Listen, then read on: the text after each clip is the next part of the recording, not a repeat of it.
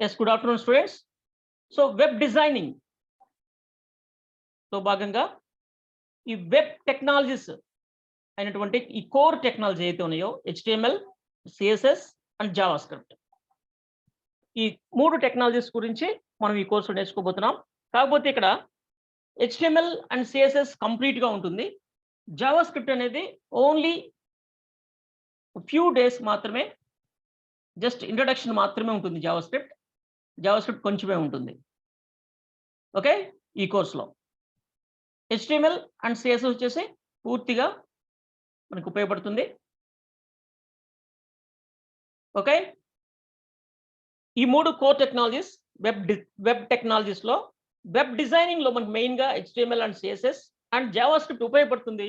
But little bit web development కి complete గా అవసరం ఉంటుంది జావా స్క్రిప్ట్. బట్ మనం వెబ్ డిజైనింగ్ వర్క్ మాత్రమే మనం ఈ కోర్సులో నేర్చుకోబోతున్నాం. మన course only web designing. Okay, so ఈ వెబ్ డిజైనింగ్ లో మనం ఈ రోజు ఏమేం టాపిక్స్ డిస్కస్ చేయబోతున్నాం అంటే, వెబ్ డిజైనింగ్ అంటే ఏంటి, okay, difference between web designing and web development, and what is world wide web and internet. World wide web అంటే ఏంటి, అంటే WWW అంటే ఏంటి, ఇంటర్నెట్ అంటే ఏంటి, హౌ ద వెబ్సైట్ వర్క్స్, అసలు వెబ్సైట్స్ ఎలా వర్క్ చేస్తాయి, and static and dynamic websites అంటే ఏంటి, లేదా వెబ్ పేజీ అంటే ఏంటి, static and dynamic. Client and server technologies, client and server technology అంటే ఏంటి, క్లయింట్ అంటే ఏంటి, సర్వర్ అంటే ఏంటి. Okay, and domain and hosting గురించి తెలుసుకోబోతున్నారు. అండ్ జాబ్ రోల్స్, ఈ వెబ్ డిజైనర్స్ జాబ్ రోల్ ఏంటి అనే టాపిక్స్ మనం ఈ కోర్సులో తెలుసుకోబోతున్నాం. ఓకే, సో మనకి ఇక్కడ ఈ రోజుల్లో ఈ వెబ్ టెక్నాలజీస్ నేర్చుకోవడం అనేది చాలా ఇంపార్టెంట్ అన్నమాట. అంటే ప్రోగ్రామర్గా కానీ డిజైనర్గా కానీ సెటిల్ అవ్వాలనుకుంటే ప్రజెంట్ ఏదైతే ఎక్కువగా యూజ్ చేస్తున్నారు, ఎక్కువ అవకాశాలు ఉన్నాయో ఆ టెక్నాలజీస్ నేర్చుకోవాలి. ఈ రోజుల్లో web related technologies, web technologies నేర్చుకోవడం అనేది ఇంపార్టెంట్. ఎందుకంటే ప్రతిదీ ఆన్లైనే ఉంటుంది. ఇక కోవిడ్ టైంలో అయితే ప్రతిదీ ఇంకా ఆన్లైన్. ఇక్కడి నుంచి మనకి ఆన్లైన్కి సంబంధించినవే మనం ఎక్కువగా యూజ్ చేస్తుంటాం. ఆన్లైన్ షాపింగ్ కానివ్వండి, హాస్పిటాలిటీ అండ్ ఇంకా మెడిసిన్స్ కానివ్వండి, ప్రతిదీ ఆన్లైన్ అయిపోయింది. సో ఆన్లైన్ టెక్నాలజీస్, ఆన్లైన్ సంబంధించిన వెబ్ అప్లికేషన్స్ ఇలాంటివి డెవలప్ చేయటం, వెబ్ యాప్స్ డెవలప్ చేయటం, లేదా మొబైల్ యాప్స్ డెవలప్ చేయటం, ఈ వర్క్ ఎక్కువ ఉంటుంది, ఎక్కువ డిమాండ్ ఉంటుంది.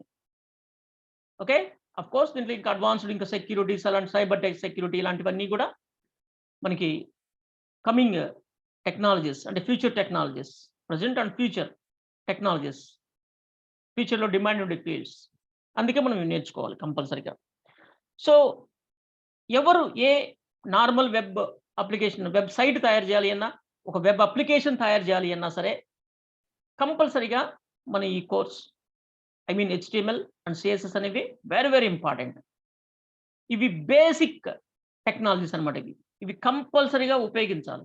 ఇవి తెలియకుండా CSS కానీ HTML కానీ తెలియకుండా వెబ్ టెక్నాలజీస్ అనేవి లేదు అసలు. ఓకే, ఇవి కంపల్సరీగా అవసరం. ఫ్యూచర్లో అడ్వాన్స్డ్ టెక్నాలజీస్ నేర్చుకోవాలి అన్నా, లేదా సింప్లిఫై చేయడం కోసం ఏదైనా ఫ్రేమ్వర్క్స్ నేర్చుకోవాలి అన్నా సరే, ఇవి మనం ఇప్పుడు ఈరోజు నేర్చుకోబోయే కోర్స్ ఏదైతే ఉందో అది వెరీ వెరీ ఇంపార్టెంట్, కంపల్సరీ అవసరమైనటువంటి టెక్నాలజీస్. ఓకే, అసలు ఫస్ట్ మనము వెబ్ డిజైనింగ్ అంటే ఏంటో చూద్దాం. వెబ్ డిజైనింగ్ అంటే మనం రకరకాల వెబ్సైట్స్ చూస్తుంటాం. వెబ్సైట్స్, మొబైల్ యాప్స్ కావచ్చు, డెస్క్టాప్ యాప్స్ కావచ్చు, లేదా వెబ్ యాప్స్ కావచ్చు, చూస్తుంటాం. ఫర్ ఎగ్జాంపుల్ ఇక్కడ మనం ఈ విధంగా ఒక అడ్వర్టైజ్మెంట్, న్యూస్, ఇది ఒక న్యూస్, MSN మైక్రోసాఫ్ట్కి సంబంధించిన న్యూస్ సైట్ ఇది. దీని డిజైన్ చూడండి, రకరకాల స్లైడ్స్తో కంటెంట్ని కొంచెం లుక్ ఉండేటట్టు నీట్గా ఈ విధంగా డిజైన్ చేసి, ఓకే, ఇలా రకరకాలుగా అండ్ మెనూస్ అని చెప్పేసి ఇలా రకరకాల మెనూస్ ఇలా సెట్ చేయడం జరిగింది. ఓకే, అండ్ మనము అమెజాన్ చూస్తే అమెజాన్ సైట్. అందరూ రెగ్యులర్‌గా చూసే సైట్ ఇది. ఎక్కువ ఈ రోజుల్లో ఆన్‌లైన్‌కి సంబంధించి రెగ్యులర్‌గా చూస్తుంటారు. అమెజాన్, ఫ్లిప్‌కార్ట్ ఇలాంటివన్నీ రెగ్యులర్‌గా. ఈ డిజైన్ ఇదంతా కూడా ఓకే. ఎక్కువ దీంట్లో మనకి ఫ్రంట్ ఎండ్ పార్ట్ ఏదైతే ఉందో అంటే ప్రతి అప్లికేషన్‌కి front end and back end అని ఉంటాయన్నమాట. Front, back. ప్రతి అప్లికేషన్‌కి ఒక ఆబ్జెక్ట్‌కి ఫ్రంట్ అండ్ బ్యాక్ ఉన్నట్టే ఈ వెబ్ అప్లికేషన్స్‌కి ఫ్రంట్ ఎండ్, బ్యాక్ ఎండ్ అని ఉంటుంది. ఫ్రంట్ ఎండ్ అంటే క్లయింట్ సైడ్ అంటే మన సిస్టమ్‌లో. ఇప్పుడు నేను చూడండి ఇక్కడ అమెజాన్ డాట్ ఇన్ అని కొట్టిన వెంటనే ఒక పేజీ లోడ్ అయింది. ఒక పేజీ మన క్లయింట్ కంప్యూటర్ అంటే మన కంప్యూటర్ లేదా మన డివైస్‌లోకి లోడ్ అయ్యి ఈ విధంగా అవుట్‌పుట్ కనిపించింది. దీన్ని ఇది ఫ్రంట్ ఎండ్ అంటారు దీన్ని. ఏమంటారు? ఫ్రంట్ ఎండ్ అంటారు. మనకి ఈ విధంగా ఇది కనపడుతుంది అంటే ఈ డేటా అంతా కూడా ఇక్కడ ఇవన్నీ డేటా ఈ ఆబ్జెక్ట్ ఈ ఇమేజెస్ కావచ్చు లేదా వీటికి సంబంధించిన డేటా కావచ్చు. మనం ఒకటి క్లిక్ చేస్తే ఆ! మనకి నంబర్ ఆఫ్ వస్తాయి. ఇలా ఇలా ఇలా మనం ఏదైనా ఒక కేటగరీని క్లిక్ చేస్తే ఇక్కడ ఈ విధంగా దానికి సంబంధించిన categories okay. Sub categories and ఇవి కాస్ట్ డిస్కౌంట్స్ ఇలాంటివన్నీ కూడా బ్యాక్ ఎండ్‌లో ఒక డేటాబేస్‌లో ఒక సర్వర్‌లో డేటాబేస్‌లో స్టోర్ అయ్యి ఉంటాయి. అవి మనం క్లిక్ చేస్తూ ఉంటే లోడ్ అవుతూ ఉన్నాయి. ఇవి మన కంప్యూటర్‌లో లేవు. సర్వర్ నుంచి వస్తున్నాయని ప్రతి ఒక్కరికి తెలుస్తుంది. యూజ్ చేసేవాళ్ళకి ప్రతి ఒక్కరికి తెలుస్తుంది. అంటే దీనికి బ్యాక్ ఎండ్ సంథింగ్ దీనికి సపోర్ట్ చేస్తుంది. అంటే అదేంటంటే సర్వర్. సర్వర్‌లో డేటాబేస్ ఉండొచ్చు, ఇవన్నీ ఉండొచ్చు. ఫర్ ఎగ్జాంపుల్ నువ్వు హోటల్‌కెళ్తావు. హోటల్‌లో కూర్చొని ఫుడ్ ఆర్డర్ చేస్తావు. ఫుడ్ ఆర్డర్ చేయంగానే రెడీగా ఫుడ్ తీసుకొచ్చి పెడతాడు వేడి వేడిగా. బట్ ఆ విధంగా అలా ఉంది అంటే దానికి బ్యాక్ ఎండ్ కిచెన్ ఉంది. బ్యాక్ ఎండ్ కిచెన్ ఉంది. అక్కడి నుంచి నీకు నువ్వు అడిగిన థింగ్స్ అన్నీ ఫుడ్ అంతా నువ్వు ఆర్డర్ చేసిన ఫుడ్ డెలివరీ చేయడం జరుగుతుంది. అలానే ఒక పెద్ద షోరూమ్‌కెళ్ళావు నువ్వు. వండర్‌ఫుల్‌గా నీట్‌గా అరేంజ్ చేసి ఉంటాయి. ఒక క్లాత్ స్టోర్‌కెళ్ళావు. రేమాండ్స్‌కో దేనికో ఎళ్ళావు. ఎళ్ళినప్పుడు అక్కడ బట్టలన్నీ నీట్‌గా సెల్ఫ్‌లో ఆర్డర్‌లో ఓకే. కేటగరీ వైస్ నీట్‌గా అరేంజ్ చేసి ఉంటుంది. బట్ దానికి బ్యాక్ ఎండ్ ఉంటుంది. బ్యాక్ ఎండ్ ఉంటుంది. స్టోర్ ఉంటుంది. ఆ స్టోర్‌లో ఉంటాయి ఐటెమ్స్ అన్నీ. అవన్నీ ఒక్కటొక్కటి తీసుకొచ్చి పేరుస్తూ ఉంటారు. ఇలా. అంటే ప్రతి దానికి కూడా ఫ్రంట్ అండ్, బ్యాక్ ఎండ్ అని 2 థింగ్స్ ఉంటాయి. ఫ్రంట్ అనేది ఓన్లీ యూజర్ అట్రాక్షన్ కోసం యూజర్ డిస్‌ప్లే యూజర్‌కి అట్రాక్టివ్‌గా యూజర్‌కి కనిపించే విధంగా ఆ! యూజర్‌కి కంఫర్ట్‌గా ఉండే విధంగా వాటిని అంటే user interface and user experience అంటారనమాట. ఓకే. దానికి తగ్గట్టు యూజర్ మెంటాలిటీ కస్టమర్స్ ఒక్కొక్క ఏరియాలో ఒక్కొక్క రకంగా. ఇప్పుడు ఒక షాపు ఇండియాలో ఒక రకంగా ఉంటే, వేరే కంట్రీలో ఇంకో రకంగా డెకరేట్ చేస్తారు. మనలాగా డెకరేట్ చేయరు ఆ షాప్‌ని. కారణం ఏందంటే అక్కడున్న పబ్లిక్ మెంటాలిటీని బట్టి, పబ్లిక్ టేస్ట్‌ని బట్టి వాళ్ళు ఆ విధంగా డిస్‌ప్లే చేస్తుంటారు. ఒక్కో చోట ఒక్కో రకంగా ఉంటాయి. అన్నీ ఒకే రకంగా ఉండవు. ఓకే. అది యూజర్ ఎక్స్‌పీరియన్స్. యూజర్‌ని బట్టి ఉంటుందది. ఓకే. సైకలాజికల్‌గా స్టడీ చేసి అలా చేస్తారనమాట. ఈ ఏరియా వాళ్ళు ఎలా ఉంటారు? వాళ్ళకి తగ్గట్టు ఇలా పెడతాం. ఈ ఏరియా ఫెస్టివల్స్ ఏముంటాయి? వాళ్ళకి ఆ ఫెస్టివల్స్‌కి అలాంటి ఐటెమ్స్ పెడతాం. ఇలా. ఇవన్నీ ఆలోచించి ఈ డిజైన్స్ కూడా ఉంటాయన్నమాట. ఈ front end design. Front end design అనేది చాలా క్రియేటివిటీతో ఉండాలి. చాలా అంటే చాలా క్రియేటివిటీగా ఉండాలి. ఓకే. అండ్ నావిగేషన్ అంటే ఒకటి క్లిక్ చేసినప్పుడు ఇంకోటి ఓపెన్ అవుతది కదా! ఆ ఓపెన్ అయిన వాటిల్లో కూడా మనకి అండ్ మళ్ళా బ్యాక్ రావటం, ముందుకెళ్ళటం ఇలా నావిగేషన్ అంటారు. ఇవన్నీ కూడా చాలా వండర్‌ఫుల్‌గా క్రియేట్ చేయాల్సిన అవసరం ఉంది. ఇదంతా front end designers, front end designers work అనమాట. ఇప్పుడు ఇది వండర్‌ఫుల్‌గా మనకి ఈ విధంగా సైట్‌ని మనం యూజ్ చేస్తున్నామంటే ఇదంతా front end design. Front end design navigation చూడండి ఇక్కడ మనకి నావిగేషన్ సంబంధించి ఇక్కడ ఏం పెట్టారు ఇక్కడ రిలేటెడ్ ఓకే. మన కేటగరీస్ ఇక్కడ పెట్టేశారు. మనకు దాని రిలేటెడ్ కేటగరీస్ ఓకే. మనం ఎక్కడున్నాం ఓకే. దానికి సంబంధించిన సబ్ కేటగరీస్ అన్ని ఇక్కడ ఇలా వచ్చేసినాయి. ఓకే. సో, ఇదంతా టెక్నిక్ అనమాట అదంతా. అంటే ఈ ఫ్రంట్ ఎండ్ డిజైనర్స్ ఉన్న గొప్పతనం అది. వాళ్ళు ఆ విధంగా ఆలోచించి దాన్ని ఆ విధంగా నీట్‌గా సెట్ చేయటం. ఓకే. సో, ఇదంతా మనకి డిజైనింగ్ వర్క్. ఇదంతా డిజైనింగ్ వర్క్. ఇదంతా ఏంటి? Designing work. Front end designing. Back end వేరే మళ్ళా. బ్యాక్ ఎండ్ వేరే. సో, ఒక అప్లికేషన్ తయారు చేయాలి అంటే ఒక టెక్నాలజీతో కంప్లీట్ కాదు గుర్తుపెట్టుకోండి. ఒక అప్లికేషన్ తయారు చేయాలి అంటే ఒక అమెజాన్ లాంటి సైట్ గాని, లేదా ఇంకేదన్నా గాని, అమెజాన్ అంటే చాలా పెద్ద సైట్. కొన్ని వేల కోట్లు ఖర్చవుతుంది ఇది ఇలాంటి సైట్ తయారు చేయడానికి.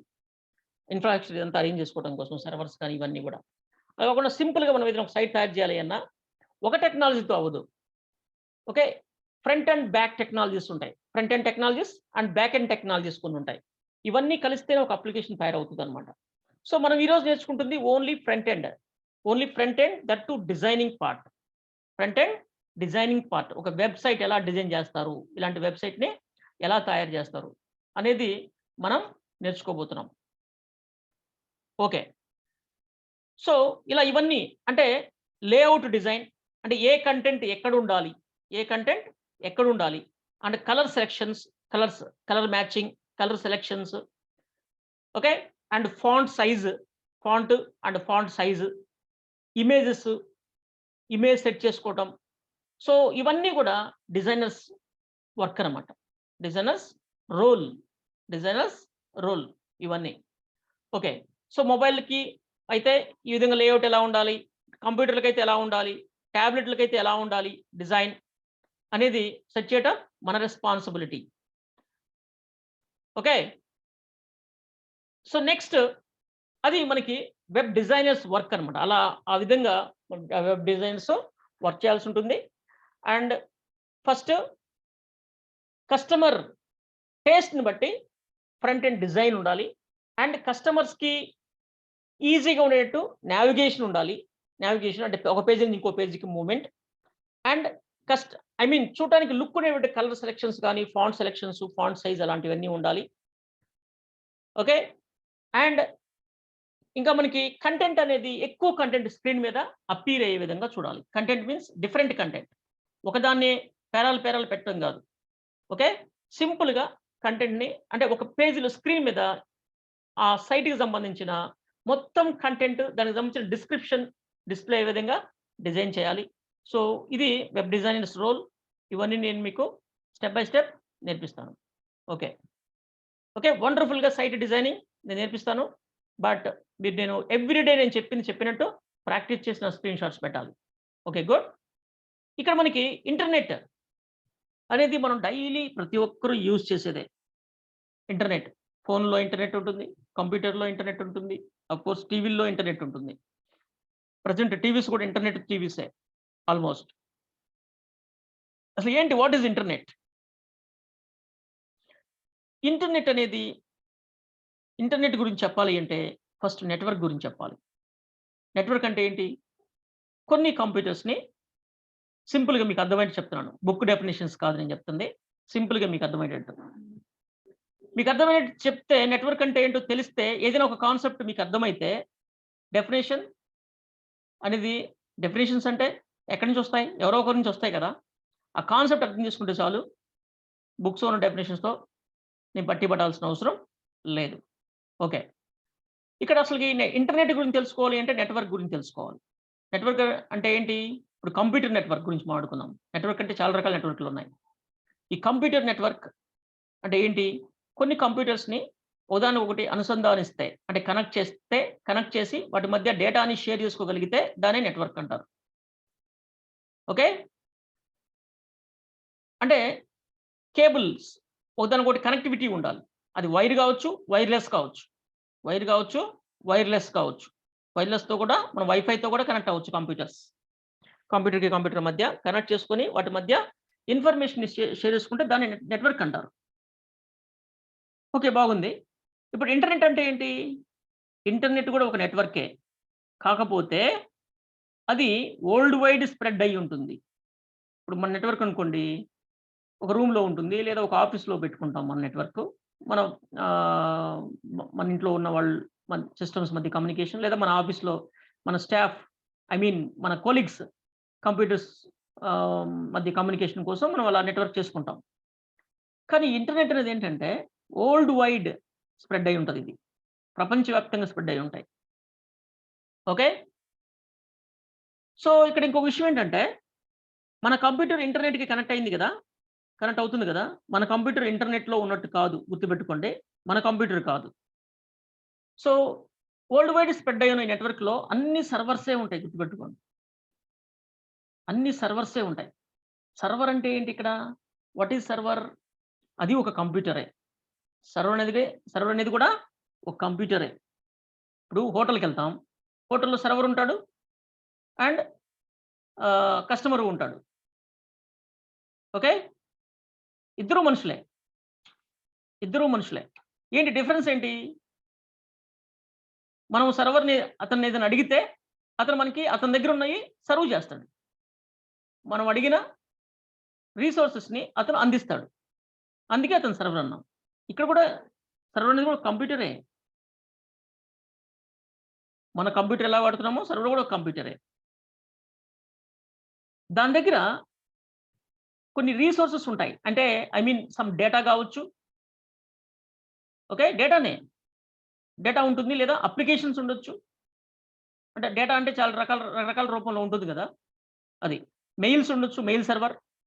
అప్లికేషన్స్ ఉంటే అప్లికేషన్ సర్వర్. డేటా ఉంటే డేటా సర్వర్స్. వెబ్‌సైట్స్ ఉంటే వెబ్ సర్వర్. ఇలా రకరకాల సర్వర్స్ ఉంటాయి. అది మన కంప్యూటర్ లాగే ఉంటుంది. కాకపోతే శక్తివంతమైన కంప్యూటర్ అది. మన కంప్యూటర్ ఒకరు మాత్రమే ఉపయోగించుకోవడానికి పనికొస్తుంది. మన దగ్గర ఉన్న కంప్యూటర్. ఎట్ ఎ టైమ్ ఒకరే వాడుకోగలుగుతారు.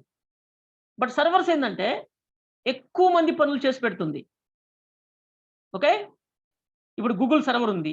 గూగుల్ సర్వర్‌ని ఒకేసారి కొన్ని కోట్ల మంది ఏదో అడుగుతుంటారు. అది వాళ్ళందరూ అడిగింది సెర్చ్ చేసి ఇంటర్నెట్‌లో తెచ్చిస్తుంది గదా! అంటే అది అందరి పనులు ఒకేసారి చేయాలి గాబట్టి చాలా శక్తివంతంగా ఉండాలి. అంటే దాని హార్డ్‌వేర్ ఏదైతే ఉందో శక్తివంతంగా ఉంటుందనమాట. ప్రాసెసర్స్, ర్యామ్స్ ఇలాంటివన్నీ ఉంటాయి గదా! అవన్నీ శక్తివంతంగా ఉంటాయి. అంటే పెద్ద ఎక్కువ కెపాసిటీ కలిగినయి ఉంటాయి సర్వర్ అంటే. అది ఎంత కెపాసిటీతో ఉంటుంది అనేది లిమిట్ లేదు దానికి.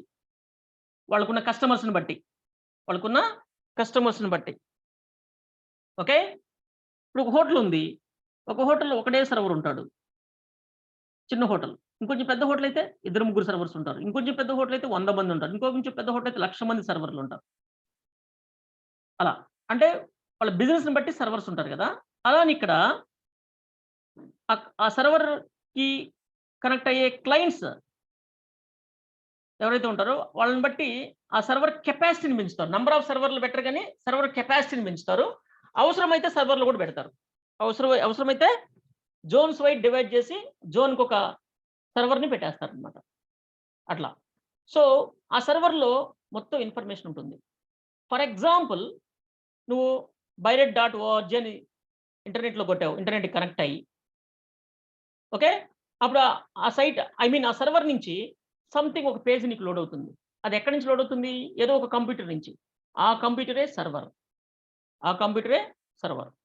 నువ్వు బ్రౌజర్ ఓపెన్ చేసి www.google.com అని కొట్టావు. నువ్వు గూగుల్ సెర్చ్ ఇంజిన్ ఒక అప్లికేషన్ ఓపెన్ అవుతుంది. ఓకే. అది ఒక సర్వర్ నుంచి వచ్చింది.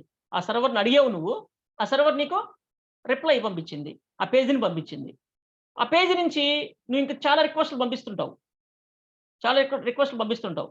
చాలా క్లిక్స్ ద్వారా గాని, సెర్చింగ్ టెక్స్ట్ ద్వారా గాని, సెర్చ్ చేసి some information I mean something అడుగుతుంటావు ఆ సర్వర్‌ని. ఆ సర్వర్ నీకు రెస్పాండ్ అవుతూ ఉంటుంది. నీకే కాదు వరల్డ్ వైడ్ అందరికి రెస్పాండ్ అవుతుంది. ఓకే. ఇంటర్నెట్ అనేది వరల్డ్ వైడ్ స్ప్రెడ్ అయిన సింగిల్ నెట్వర్క్. ఇంటర్నెట్‌లో ఏదైనా ఒక ఇన్ఫర్మేషన్‌ని ఉంచావు అంటే అది వరల్డ్‌లో ఎవరైనా సరే దాన్ని యాక్సెస్ చేసుకోవచ్చు. ఓకే. వరల్డ్ మొత్తం యాక్సెస్ చేసుకోవచ్చు. వరల్డ్ మొత్తం యాక్సెస్ చేసుకోవచ్చనమాట. ఇప్పుడు ఫర్ ఎగ్జాంపుల్ మనది బైరెట్.ఓఆర్‌జీ సైట్ ఉంది. ఇది ఓన్లీ మన 2 రాష్ట్రాల్లోనే గాదు.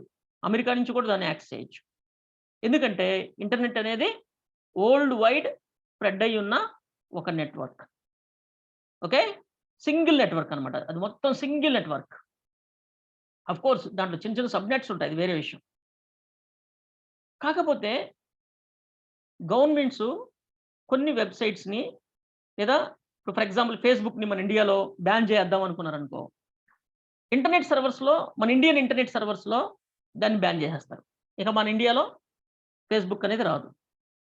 ఫేస్‌బుక్ అనేది రాదు. అలా. చూడండి ఎప్పుడైనా ఎలక్షన్స్ అలాంటివి జరుగుతున్నప్పుడు కొన్ని సైట్స్‌ని ఆపేస్తుంటారు. ఓకే. ఇలాంటియన్నీ జరుగుతుంటాయి. ఓకే. మొన్న ఆఫ్ఘనిస్తాన్‌లో వార్ జరిగింది. జరిగినప్పుడు సంథింగ్ కొన్ని సైట్స్‌ని ఆపేశారు. రిస్ట్రిక్షన్స్ అన్నమాట. అక్కడ అంటే ఆ ఏరియా మాత్రమే పనిచేయదన్నమాట. ఆ ఏరియా మాత్రమే పనిచేయదు. అంతేగాని అట్లా రిస్ట్రిక్షన్స్ పెట్టుకోవచ్చు గానీ, బట్ ఇదంతా సింగిల్ నెట్వర్క్. బావుంది. అంటే ఇంటర్నెట్‌లో అన్ని సర్వర్సే ఉంటాయి గుర్తుపెట్టుకోండి. ఇంటర్నెట్‌లో మొత్తం సర్వర్సే ఉంటాయి. ఆ నెట్వర్క్‌లో. మనము అంటే ఆ ఇంటర్నెట్‌లో సర్వర్స్ ఉన్నాయంటే అర్థం ఏంటి? ఆ సర్వర్స్‌లో చాలా ఇన్ఫర్మేషన్ ఉంటుంది. అసలు ఆ సర్వర్స్ ఎవరు పెట్టారు? అన్ని సర్వర్స్ ఏదైనా ఒక కంపెనీ పెట్టిందా? కాదు. ఇప్పుడు నువ్వే నీ గురించి పబ్లిక్‌కి తెలియాలి అనుకుంటే, నువ్వు ఇంటర్నెట్‌లో ఒక సర్వర్ బెట్టి, ఆ సర్వర్‌లో నీకు సంబంధించిన డేటా దాంట్లో పెట్టావు అంటే, అది వరల్డ్ వైడ్ అందరూ షేర్ చేసుకోవచ్చు. వరల్డ్ వైడ్ ఆ ఇన్ఫర్మేషన్ చూడొచ్చు. ఇప్పుడు నువ్వు చూడండి. www.baired.org అని కొడితే, బైరెడ్ సర్వీసెస్ నువ్వు పొందొచ్చు కదా! బైరెడ్ గురించి నువ్వు తెలుసుకోవచ్చు కదా! బైరెడ్‌కి అప్లికేషన్ పెట్టుకోవచ్చు కదా! అలా.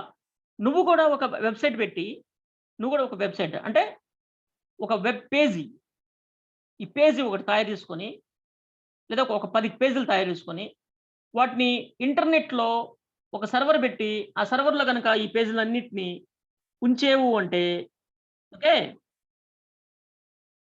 అది ఇంటర్నెట్‌లో అందరూ యూజ్ చేసుకోవచ్చు. నేను చాలా సింపుల్‌గా చెప్పాను గదా! బట్ దానికి కొన్ని ఉన్నాయన్నమాట. ఏంటంటే వెబ్‌సైట్ డిజైనింగ్ ఒకటి, వెబ్ హోస్టింగ్ ఒకటి, డొమైన్ రిజిస్ట్రేషన్ ఒకటి. ఈ 3 విషయాలుంటాయి గుర్తుపెట్టుకోండి. అంటే నువ్వేదైనా ఇంటర్నెట్ పీపుల్‌కి ఏదైనా ఇన్ఫర్మేషన్ ఇవ్వాలి అనుకుంటే ఒక వెబ్‌సైట్ తయారు చేయాలి. ఇప్పుడు ఫర్ ఎగ్జాంపుల్ బైడెట్ సైట్ ఉంది గదా! అలా ఒక సైట్ తయారు చేయాలి. ఇప్పుడు అమెజాన్ సైట్ ఉంది గదా! అలా సైట్ డిజైన్ ఒకటి తయారు చేసుకోవాలి. ఎవరైనా డిజైనర్స్ అంటే మనలాగా డిజైనర్స్ ఉంటారు కదా! వాళ్ళ దగ్గరికెళ్లి డిజైన్ చేయించుకోవాలి. దాన్ని ఇంటర్నెట్‌లో ఉంచాలి అంటే, దాన్ని ఇంటర్నెట్‌లో యాక్సెస్ చేసే విధంగా చేయాలి అంటే, అంటే ఇంటర్నెట్ యూజర్స్ వాడుకోవాలి అంటే దాన్ని, ఆ సైట్‌ని ఇంటర్నెట్‌లో ఉంచాలి. ఇంటర్నెట్‌లో ఎక్కడ ఉంచుతాం? ఒక సర్వర్ పెట్టాలి. ఒక సర్వర్ పెట్టాలి. ఆ సర్వర్‌కి ఇంటర్నెట్ కనెక్ట్ చేయాలి. ఆ సర్వర్‌కి ఇంటర్నెట్ కనెక్ట్ చేయాలి. ఆ సర్వర్‌లో మనం, మనం తయారు చేయించుకున్న వెబ్‌సైట్‌ని ఉంచాలి. ఆ వెబ్‌సైట్‌ని అందరూ అంటే అలా ఆ వెబ్‌సైట్‌ని ఆ సర్వర్‌లో ఉంచేదాన్ని ఏమంటారంటే హోస్టింగ్ అంటారు. ఆ సర్వర్‌ని ఏమంటారో తెలుసా? వెబ్ సర్వర్ అంటారు. ఆ వెబ్ సర్వర్‌లో మనం తయారు చేసుకున్న వెబ్‌సైట్‌ని, ఓకే. దాంట్లో స్టోర్ చేసి అది ఇంటర్నెట్‌లో యాక్సెస్ అయ్యే విధంగా చేసే పనినే హోస్టింగ్ అంటారు. వెబ్ హోస్టింగ్ అంటారు. బట్ ఆ వెబ్‌సైట్‌ని ఏ పేరుతో యాక్సెస్ చేయాలి? ఏ పేరుతో యాక్సెస్ చేయాలి? అంటే పేరుండదు ఫస్ట్. నంబర్ ఉంటుంది. ఆ వెబ్ సర్వర్ పెట్టాం కదా ఇంటర్నెట్‌లో. వాళ్ళొక నంబర్ జనరేట్ చేస్తారన్నమాట. నంబర్ ఒకటిస్తారు. దాన్ని ఐపీ అడ్రెస్ అంటారు. ఆ నంబర్‌తో యాక్సెస్ చేసుకోవచ్చు. బట్ నంబర్‌లు మనకు గుర్తుండవు గదా! మన ఫ్రెండ్స్ పేర్లు గుర్తుంటాయి గానీ, మన ఫ్రెండ్ ఫోను నంబర్‌లు గుర్తుండవు గదా! హ్యూమన్ మెంటాలిటీ ఏంటంటే, హ్యూమన్ బ్రెయిన్ ఏంటంటే, నంబర్స్‌ని లాస్ట్, లాస్ట్ అంటే నంబర్స్‌ని గుర్తుపెట్టుకోవడంలో లీస్ట్ అన్నమాట. ఇమేజెస్‌ని ఫస్ట్ గుర్తుపెట్టుకుంటుంది. Next audio, next text, next number. అంటే నంబర్‌ని అంత ఈజీగా గుర్తుపెట్టుకోలేదు. నేమ్‌నైతే గుర్తుపెట్టుకోగలుగుతుంది. ఓకే. అది వాయిస్‌ని ఇంకొంచెం బెటర్‌గా గుర్తుపెట్టుకుంటుంది. ఇమేజ్ అయితే బాగా గుర్తుపెట్టుకుంటుంది. నిన్నెక్కడో చూసినట్టుందే అంటాం. నీ వాయిస్ ఎక్కడో విన్నట్టుంది అంటాం. ఈ పేరెప్పుడో చూసినట్టుంది అంటాం. బట్ ఫోను నంబర్ నాకు తెలీదంటాం. అది. సో, అందుకని దానికొక మాస్క్ క్రియేట్ చేయాలి. అంటే దాన్నే డొమైన్ నేమ్ అంటారు. నేమ్ ఇప్పుడు ఫర్ ఎగ్జాంపుల్ బైరెడ్.ఓఆర్‌జీ అని ఉంది గదా! బైరెడ్.ఓఆర్‌జీ అని ఉంది గదా! అది నేమ్. యాక్చువల్‌గా బైరెడ్ సైట్‌కి కూడా ఒక నంబర్ ఉంటుందన్నమాట. ఆ నంబర్‌తో కష్టం అవుతుందని చెప్పేసి ఈ నేమ్‌ని మాస్క్‌ని పెడతారనమాట. నంబర్‌కి మాస్క్ పెడతారు. దాన్నే డొమైన్ నేమ్ అంటారు. Domain name. డొమైన్ నేమ్ ఒకటి రిజిస్ట్రేషన్ చేసుకోవాలి ఇంటర్నెట్‌లో. ఆ ఇంటర్నెట్ మొత్తాన్ని మెయింటైన్ చేసేవాళ్ళు ఒకడుంటారు. ఒక ఆర్గనైజేషన్ ఐనా అనే ఆర్గనైజేషన్ ఒకటుంటుందనమాట. అక్కడ రిజిస్ట్రేషన్ చేసుకోవాలి. మనం ఎలా ఎళ్ళాలి వాళ్ళ దగ్గరికి? అంటే మనం వెళ్ళబల్లేదు. ఏజెంట్స్ ఉంటారు. ఏజెంట్స్ ఉంటారు. ఆ ఏజెంట్స్ ద్వారా ఆన్‌లైన్ ఏజెంట్స్ ఉన్నారు. మామూలుగా మన చుట్టుపక్కల సిటీలుంటే సిటీల్లో కూడా దొరుకుతారు. మనకిప్పుడంటే అలాంటి షాపులు, అలాంటి ఆఫీసులు ఎక్కడున్నాయో మనకు తెలీదు. ఎందుకంటే మనం సంబంధించినోళ్ళం కాదు కాబట్టి. మనకేం తెలుస్తాయి? Pizza centres, ice cream centres and cinema halls ఇలాంటియైతే మనకి ఏదేది ఎక్కడుందో మనకు గుర్తుంటది. ఎందుకంటే మనకు వాటితో అవసరం కాబట్టి. బట్ హోస్టింగ్ సెంటర్స్ ఇయన్నీ ఎక్కడున్నాయో మనకెలా తెలుస్తాయి? ఉంటాయి. మన పక్కనే ఉంటది. కానీ మనకు తెలీదు దాని గురించి. ఓకే. మనకు తెలిసినయి మాత్రమే మనకు గుర్తుంటాయి. అలానే ఇది కూడా మన చుట్టుపక్కల ఉంటుంది హోస్టింగ్ సెంటర్స్. ఒక రకమైన సిటీల్లో. మరి చిన్న చిన్న సిటీల్లో ఉండదు గానీ, కొంచెం పెద్ద సిటీల్లో హోస్టింగ్ సెంటర్స్ కూడా ఉంటాయి. I mean domain registration agents కూడా దొరుకుతారు మనకి. లేదా ఆన్‌లైన్ ఉన్నాయి. గోడాడీ అలాంటి ఆన్‌లైన్ రిజిస్ట్రేషన్ సెంటర్స్ కూడా ఉన్నాయి. Domain registration. అంటే నేమ్ ఒకటి రిజిస్ట్రేషన్ చేసుకోవాలి. ఎందుకు రిజిస్టర్ చేయాలి? అంటే ఒక నేమ్‌తో ఇంకోటి ఉండకూడదు కదా! ఒక పేరుతో ఇంకొకటి ఉండకూడదు. ఇప్పుడు బైరెడ్.ఓఆర్‌జీతో ప్రపంచంలో ఇంకొక పేరు ఉండకూడదు. ఉంటే ఏమవుతుంది? క్రాష్ అవుతుంది. క్లాష్ అవుతుంది. అందుకని రిజిస్ట్రేషన్ చేసి పెట్టుకుంటే వాళ్ళు ఇంకొక పేరుని నమోదు చేయనివ్వరనమాట. అదే నేమ్‌తో. ఓకే. దానికి సంవత్సరానికి వాళ్ళు ఆ పని చేస్తున్నందుకు సంవత్సరానికి కొంత డబ్బులు పే చేస్తాం. రిజిస్ట్రేషన్ కోసం. అండ్ హోస్టింగ్ ఎలా? వెబ్‌సైట్‌ని అక్కడ ఎలా ఉంచాలి మనము ఇంటర్నెట్‌లో? అంటే ఒక సర్వర్ పెట్టుకోవాలి కదా! అమ్మో! సర్వర్ అంటే చాలా కాస్ట్ అవుతుంది. మన కంప్యూటర్ కొనుక్కోవడానికే మనకి 50, 60 వేలు అవుతుంది. అదే సర్వర్ అయితే మినిమమ్ 1,00,000 అవుతుంది. దాన్ని మెయింటైన్ చేయడానికి మళ్ళా సంవత్సరానికి ఒక 20, 30 వేలు అవుతది. సో, ఇదంతా చాలా కాస్ట్‌లీ. అది ఎవరు పెట్టుకోగలుగుతారు ఓన్ సర్వర్? పెద్ద పెద్ద కంపెనీలు పెట్టుకోగలుగుతారు. అంత సంవత్సరానికి ఒక రూ. 1,00,000 భరించగలిగే వాళ్ళు మినిమమ్ ఒక సర్వర్‌ని పెట్టుకోగలుగుతారు. For example Amazon site run అవ్వటానికి అమెజాన్ కంపెనీ వాడు సొంత సర్వర్ పెట్టుకొనుంటాడు కంపల్సరీగా. దానికి సంవత్సరానికి కొన్ని వేల కోట్లు ఖర్చవుతది. అంత శక్తివంతమైన సర్వర్ పెట్టుకోవాలి వాళ్ళు. వాళ్ళ సర్వరే కొన్ని కోట్లుంటుంది. అండ్ దాని మెయింటెనెన్స్, మానిటరింగ్, పెర్ఫార్మన్స్ ట్యూనింగ్ ఇవన్నీ టెక్నికల్ టీమ్ ఉంటుంది. పెద్ద ఆఫీసే ఒక కంపెనీనే ఉంటుంది దాన్ని మెయింటైన్ చేయడానికి. ఓన్లీ సర్వర్‌ని మెయింటైన్ చేయడానికి. వెబ్ ఆ సైట్‌ని మెయింటైన్ చేయడానికి కాదు. ఓన్లీ సర్వర్‌ని మెయింటైన్ చేయడానికి. ఓకే. కొన్ని వేల కోట్లు సంవత్సరానికి ఖర్చవుతుంది. చిన్నది పెట్టుకోవాలన్నా సరే రూ. 1,00,000 అవుతదనమాట. ఒక చిన్న ఆఫీసోడు వాడు సొంత సర్వర్ పెట్టుకోవాలన్నా 1,00,000 అవుతుందనమాట సంవత్సరానికి. మినిమమ్. లీస్ట్. అందుకని చిన్న చిన్న వాళ్ళు సొంత సర్వర్ పెట్టుకోలేరు. అలాంటి వాళ్ళు ఏం చేస్తారంటే, వేరే వాడి సర్వర్‌ని అప్పు తీసుకుంటారు. బాబు కొంచెం నా వెబ్‌సైట్ నీ సర్వర్‌లో కొన్ని రోజులు ఉండనివ్వు అని పెట్టుకుంటారు. వాడేంటి, వాడెందుకు ఇస్తాడు అనుమతి? నువ్వు ఫర్ ఎగ్జాంపుల్ కారెళ్తుంది హైదరాబాదు. బాబు నన్ను కొంచెం కార్‌లో ఎక్కించుకెళ్ళు అంటాడా? ఏయ్! నాది this is my private car అంటాడు. కానీ కొంతమంది టాక్సీస్ ఉంటారు. షేరింగ్ షేర్ షేర్ షేరింగ్ కోసం ఉంటారు. వాళ్ళు ఎక్కించుకొని తీసుకెళ్తారు. వాళ్ళు షేరింగ్ ఇంతని డబ్బులు తీసుకుంటారు. ఓకే. అట్లానే ఈ సర్వర్స్ కూడా షేరింగ్. ఈ హోస్టింగ్ సర్వీసెస్ ఇచ్చే ఏజెన్సీస్ ఉంటాయి. వాళ్ళు ఒక సర్వర్ పెట్టుకుంటారు. ప్రత్యేకంగా దాని కోసమే పెట్టుకుంటారు. కారు, టాక్సీ పెట్టుకున్నట్టు. దానికోసమే ఇలాంటి వాళ్ళ కోసమే ఒక సర్వర్ పెట్టుకొని కూర్చుంటాడు వాడు. వాడు ఓన్ వెబ్‌సైట్ కోసం గాదు. మిగతా వాళ్ళ కోసం. ఇలా చిన్న వెబ్‌సైట్‌ల కోసం పెట్టుకొనుంటాడు. వాడేం చేస్తాడంటే, మనకి వాడి సర్వర్‌లో ఇంత స్పేస్ అనిచ్చి ఒక 100 ఎంబీ, 1 జీబీ అట్లా స్పేస్ ఇచ్చి, దాంట్లో మన ఫోల్డర్‌ని ఒకటి క్రియేట్ చేసి, ఆ ఫోల్డర్‌లో మన వెబ్‌సైట్‌ని పెట్టి, దాన్ని వెబ్ సర్వర్‌కి లింక్ చేసి, మనం డొమైన్ రిజిస్ట్రేషన్ చేస్తున్నాం గదా! ఆ డొమైన్ నేమ్‌కి కాన్ఫిగర్ చేసి పెట్టేస్తాడనమాట. అప్పుడది ఇంటర్నెట్‌లో యాక్సెస్ అయిపోతది. ఇంటర్నెట్‌లో యాక్సెస్ అయిపోతది. దాన్నేమంటారంటే హోస్టింగ్ అంటారు. దాన్నేమంటారు? హోస్టింగ్ అంటారు. హోస్టింగ్. ఓకే. హోస్టింగ్ అంటే మన సైట్‌ని ఇంటర్నెట్‌లో ఒక సర్వర్‌లో ఉంచి, ఇంటర్నెట్‌కి పనిచేసే విధంగా డొమైన్ నేమ్‌కి లింక్ చేసి పెట్టేదాన్నే హోస్టింగ్ అంటారనమాట. ఓకే. హోస్టింగ్ చేసే ముందు డొమైన్ రిజిస్ట్రేషన్ చేసుకోవాలి. అంటే ఫస్ట్ అన్నిటికంటే మనం ఏం చేయాలో తెలుసా? Domain registration. తర్వాత web designing or web development. తర్వాత hosting. Okay. This is the order. First domain registration. తర్వాతే వెబ్‌సైట్ తయారు చేసుకోవటం. తర్వాతే హోస్టింగ్. ఈ హోస్టింగ్ మన ఓన్ సర్వర్ అయిన పెట్టుకోవచ్చు. బట్ ఐ మీన్ వేరే అదర్ సర్వర్‌లైనా మనం లీజ్‌కి తీసుకొని పెట్టుకోవచ్చు. అది హోస్టింగ్ చేసినందుకు మళ్ళా చార్జెస్ ఉంటాయి. Separate charges. బట్ అది depends on your site size and customers I mean number of customers అంటే ట్రాఫిక్‌ని బట్టి వాడు సంవత్సరానికి ఇంతని చార్జ్ చేస్తాడు. సంవత్సరానికి ఇంతని చార్జ్ చేస్తాడు. అంటే 2 రకాల చార్జెస్ ఉన్నాయి ఇక్కడ. Name registration and renewal. అది ఎవ్రీ ఇయర్ రెన్యువల్ చేసుకోవాలి. And hosting charges.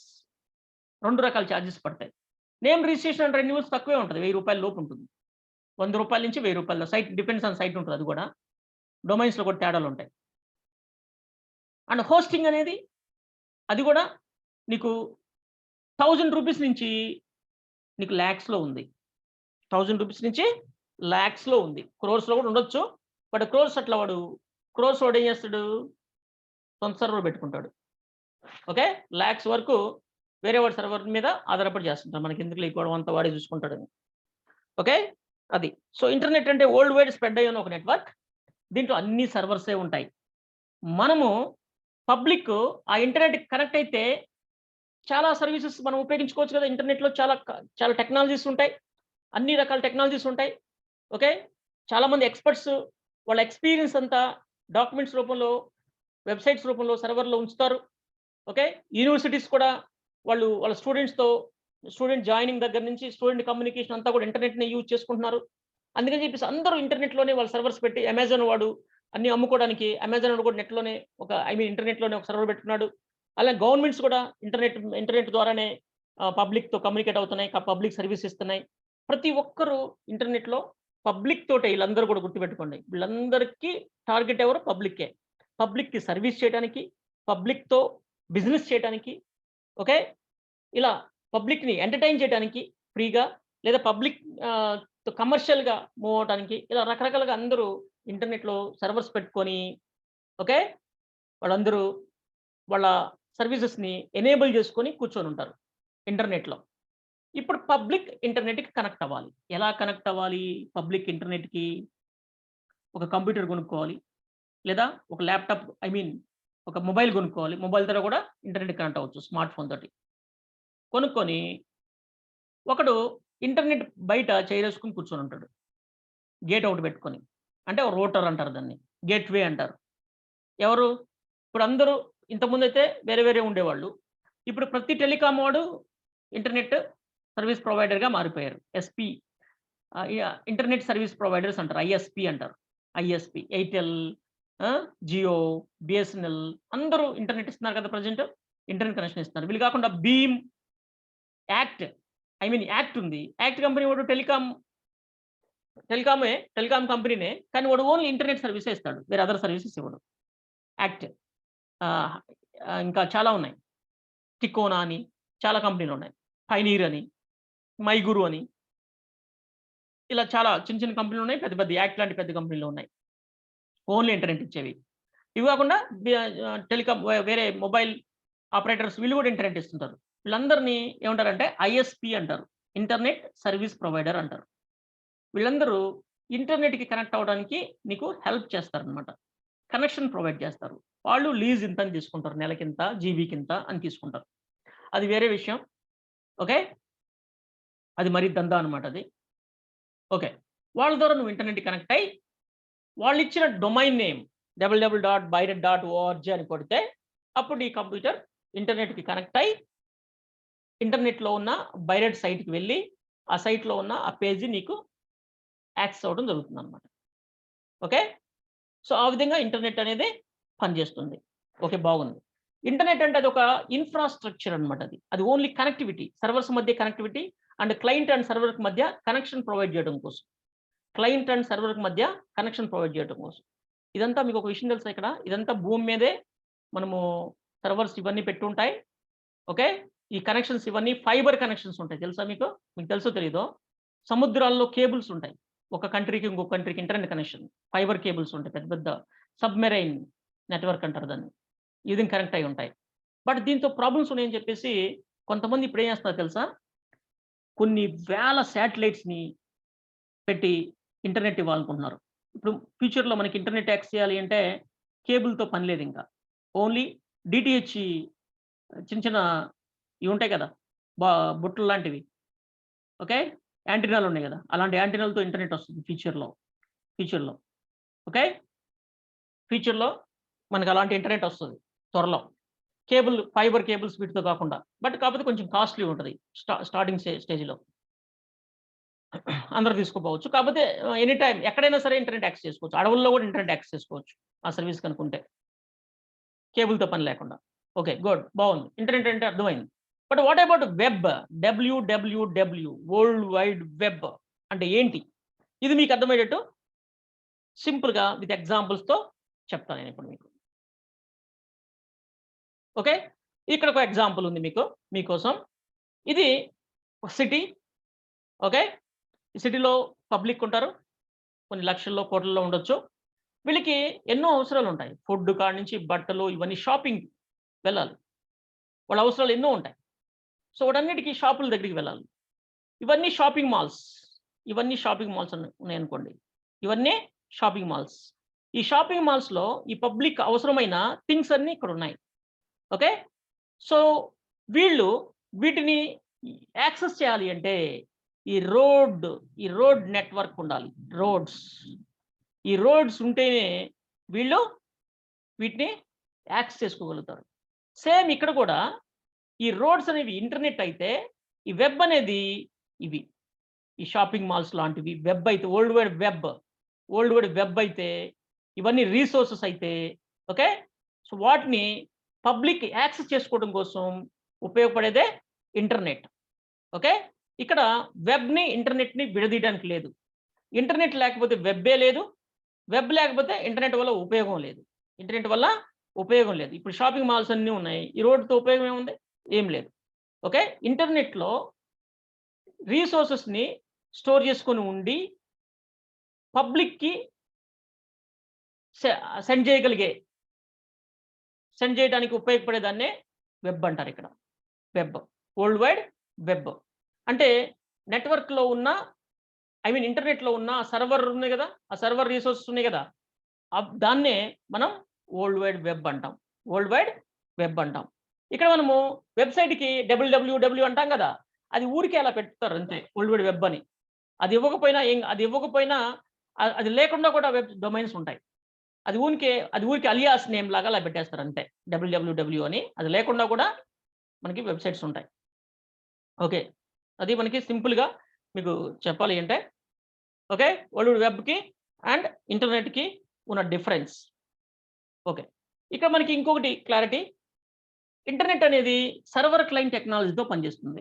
ఇంటర్నెట్ అనేది సర్వర్ క్లయింట్ టెక్నాలజీతో పనిచేస్తుంది. అంటే ఇంటర్నెట్‌లో అన్ని సర్వర్సే ఉంటాయి. సర్వర్‌లో రిసోర్సెస్ ఉంటాయి. వెబ్‌సైట్స్ కావచ్చు, ఇంకేదైనా కావచ్చు ఉంటాయి.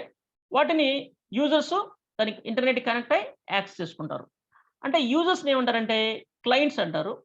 ఇంటర్నెట్‌లో ఉన్న వాటిని ఆ డివైస్‌ని ఏమంటారంటే సర్వర్స్ అంటారు. అంటే ఇంటర్నెట్ అనేది సర్వర్ క్లయింట్ కాన్సెప్ట్‌తో పనిచేస్తుంది.